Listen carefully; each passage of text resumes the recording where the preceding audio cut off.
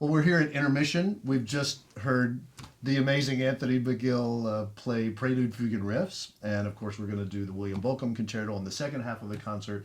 But it's a great pleasure to have the one and only Anthony McGill here with us. We've actually tried to make this happen for a while now, and I'm glad we could finally Me too. It's get it great all to be happen. Here. Great to be here.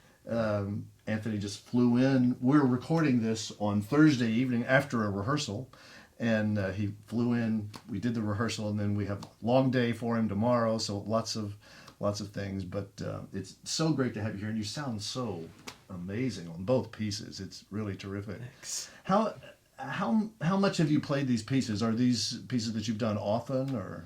The Prelude, Fugue, and Riffs I've done quite a few times, of course, around this time because it was celebrating Bernstein, Sure. Leonard Bernstein, of course.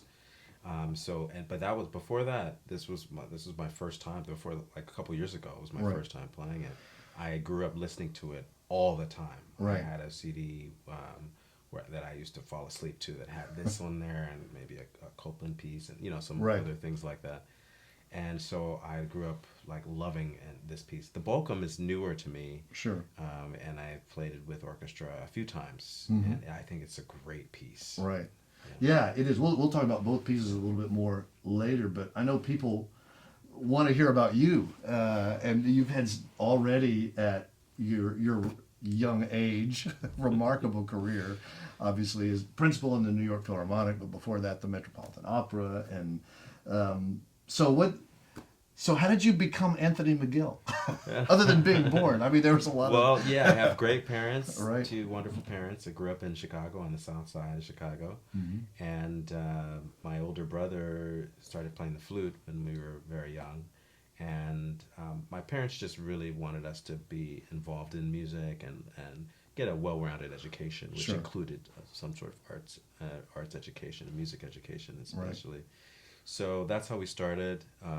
He plays the flute. He's a professional flutist now. He's principal of the Seattle Symphony. Right. And I followed in his footsteps growing up. He would practice hours and hours a day and kind of fell in love with music and with, socially with like the people that were also in music growing up in Chicago, and then going to Interlochen during the summers. And eventually I went to Interlochen for high school at the academy. Right. And that's kind of where it just all kind of Came together. together. And I really, fell in love with the whole thing. Were you at Interlochen for 2 years, or how long were you in the high school program? Yeah, in the high school program I was there for 2 years. Okay, yeah. And I went to camp for 2 summers when I was very young. Right. And Yeah, it's a special place. I've been fortunate enough to be at Interlochen for a number of years now, and even on those times when I think, well, maybe it's good to take a year off, and then it's like I've got to go. I mean, because it just sort of pulls you back. Yeah. It's just terrific. So then after high school, obviously, then you went to Curtis. Yeah. So, which is a legendary place for clarinetists. Right. There's such a great clarinet tradition. True. So I went to Curtis for 4 years. I also followed my brother there. We didn't overlap, but that kind of changed my life. Gave me lots of opportunities and met such amazing musicians, and just the environment of like super hard work and intensity, and going to school with people that are like really already professionals. Some of them out there performing on the Right. concert circuit, solo circuit, was really inspiring, and I learned a lot there. And I got my first job. I auditioned for it while in school, my last year at Curtis, for the Cincinnati Symphony associate principal job. Right. And so that was my first orchestra after school. Yeah. And then you were in Cincinnati for how many years? 4 years. Okay. Yeah. Yeah. And which, of course, that's a great orchestra in and of itself in this big hall there. So, I mean, that's always, people who play in the Cincinnati Symphony always talk about the acoustical environment, and every orchestra, every position is different. So Right. you learn a lot in addition to just the repertoire and all of that. So. Exactly. Yeah, the style of play in every orchestra is so different. What you have to do to shape your sound in the space. They've redone the hall now, and Right. it's like made it a little bit more intimate, I think. But it was a nice sounding hall. It's just very large. Right. And everything you do, mouthpiece equipment wise, with the instrument, can change based on what kind of orchestra you Of course. play in, the size of that orchestra, how loud or soft or sensitive Right. just so many different things that change the way you produce the sound too. Sure. So it changes over your career Right. from place to place or venue to venue, which is really interesting. It is, and obviously you were principal at the Metropolitan Opera too, which is another, in a way, you're in a pit, but that's a great hall too. Mm-hmm. I mean, it's a really fine hall, but that again, that's a different kind of playing. So what adjustments playing wise did you find that you had to make going to the Met when you? Oh yeah. So the Other than the schedule. yeah, the schedule is really intense. Yeah, and I loved the opera, but you Mm-hmm. had to kind of change the sound so it was a little bit more refined, a little bit warmer than some of the symphonic playing. You want the sound to be a little bit brighter, a little Sure. bit more projecting, a little bit more soloistic at times. And the Met, you wanted that soloistic quality, but with a nice round cover on the sound. So you learned how to do this. We also played symphonic repertoire too, so Right. we had to be very flexible. Right. And a Mozart opera is not like a Strauss opera either. Sure. So you definitely had to change your concept a bit to adapt to that kind of repertoire. Right. And then, going out of that into the New York Philharmonic, once again, as principal clarinet too, is a very different thing Right. than even associate Of course. at Cincinnati and principal at the Met. So that was a totally new thing. So you kind of have to take everything you've learned, everything you've grown, and then shape it into something new that still is you. Right. Which Of course. is really cool. Yeah. Yeah, and that's one of the interesting things, we were just talking about this before coming in here, but about how in a way you're following the legendary career of Stanley Drucker in the New York Philharmonic, who was there as principal for an amazing 60 years. And so I'm sure that audiences, probably colleagues in the orchestra, play repertoire, hear repertoire, and they have imprinted in their mind the way Stanley Drucker played it, because that's what they always heard. But now you're there and putting your own stamp on things, and in a way, I would think that would be thrilling to be able to do that. Yeah, it's pretty awesome. I think after this is my fifth season, and I do feel like now, finally, I feel like it is like my chair that Sure. I'm sitting in now, Right. which is cool. And the orchestra has really accepted me and accepted what I'm doing too, which Right. really makes you feel great when you're out there playing all these solos and Right. everyone can hear you, like you said. But yeah, people often come up to me and kind of describe how Stanley would play something, and then talk about how I played it, and Right. and this sort of thing. So there is that, and even with the history of the great conductors that have conducted the orchestra, that's what happens too. Sure, of course. After concerts, it's like, I remember when blah blah blah did it like Right. this. And so that's really, you get to feel and hear about that history. Right. And there was so much character in the playing. And so you try to live up to that. But as I was mentioning earlier in rehearsal, Stanley Drucker signed in pen on almost every piece of music that Sure. ever played for 60 years. So there's not one piece of music that I open up that he hasn't course. touched or looked at. Right. Maybe hundreds of times, actually. So, Right. and sometimes when I first came into the orchestra at the Philharmonic, some of the great clarinet repertoire I was playing for the very first time. Right. Which is really interesting when you practice these things your whole life. Right. And then you get a chance to play it. Right.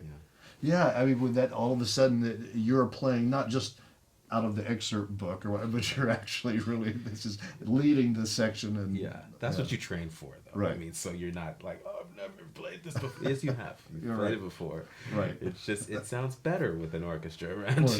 you. Right, and in some ways, sometimes easier too. Yeah, So, exactly. so okay, now let's get really clarinet geeky for Okay. just a moment. All right. What's your setup here? I mean, what do you? Okay. How deep do you want to go? I play a buffet, Sure. RC Prestige, Mhm. instrument, B flat and A clarinet, and I have a mouthpiece right now from my Austrian maker, Kuchmeyer, and I'm playing Van Doren reeds, Mhm. and what else? Ligature, Bonad ligature. Yeah, there's the silver ligature's We could subject. go. We Yeah. could keep going down. Does everyone know what a ligature is? I don't know. For some reason, there's now so much. I hear It's people. what hold the reeds on the mouth. Right, and I hear people Everyone. discussing ligatures all the time these days. That's become quite a la mode. Yeah, The that's whole old subject. school. That's what I'm playing. Old school Bonad inverted ligature. Right. Okay. Well, whatever you're doing is working because it really sounds so beautiful. Thanks. And I want to talk a little bit about these two pieces because the audience just heard as they're watching this Prelude, Fugue, and Riffs, which of course is in some ways it's very different playing than the Bochum, but yet in some ways it's not. Also, there are similarities. Right. So, can you talk about that a little bit? Yeah, that's really. I think it's great to put these pieces together because they're both. So how I would describe them is that they're both so American. Yes. The music is American music, in that it has so many different colors and so many. It's like a melting pot of all the different cultures that exist in America. Right. And so it's all in the music, all Right. the different styles. So you have like especially in the Bochum, you have the European style of composition, but mixed with the American style of composition and swing and jazz and blues and simple melody and kind of American openness. Right. And then you have this kind of edginess of the kind of more contemporary compositional schools of music making in this country. Right. And it all sifts into this amazing piece on an instrument like the clarinet, which can produce all of these crazy colors and Right. and feels and vibes, I guess, if you will. Yeah, and I think it's so interesting that the clarinet as a solo instrument, when it's high, it can always be heard. I mean, you always hear it, and in the other thing added into the mix in the Bochum is this sort of Viennese waltz which breaks out at the end of. So you're right. It's just this amalgamation of stylistically so many different things. Yeah, it's almost like everyone. When all of the different people have come through the country or come to the country, however we get here, Right. we're all a part of the fabric of America. Right. And we make our roots here. That's what is in this music. Right. Actually, that's what you can hear in the music. And then, of course, the Bernstein is just like, it's just straight ahead, for its time especially. It's just trying to be something that it is real. That is real. It's an extraordinary piece, actually. I think. Written, of course. These pieces are written for these great clarinet players. Mm-hmm. Benny Goodman, Stanley Drucker, my predecessor. And so you can hear their sounds in the pieces Right. and their characters. It's really interesting. Yeah, and the Bernstein, is so to me that piece just encapsulates what this brilliant musician that Leonard Bernstein was, because it was so this piece that people would associate.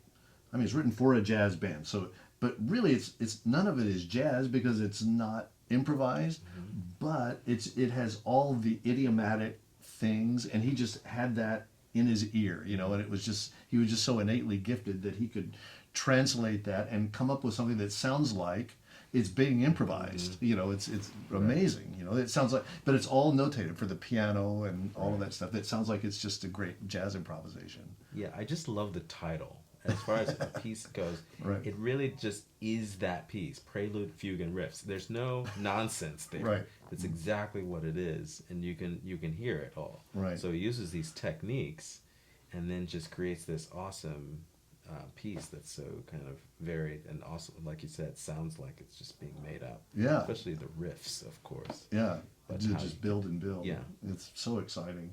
But then the Bochum, here I think you described it beautifully, because in the beginning of it, it's just like this little concert in the park, Americana, and then it goes through all of these different permutations, and it's again shows the genius of Bill Bochum too. Yeah, I think so for sure. Like you can hear in the music of all the great composers so many different pathways throughout the music, harmonically and thematically, and in this piece, it's just telling a story. It's Right. like and you sometimes you don't know where you are. It might be a maze of harmony that you're kind of weaving down and going down into Right. discovery, and then you come out of it on the other side, and you're in a different room. kind of. Right.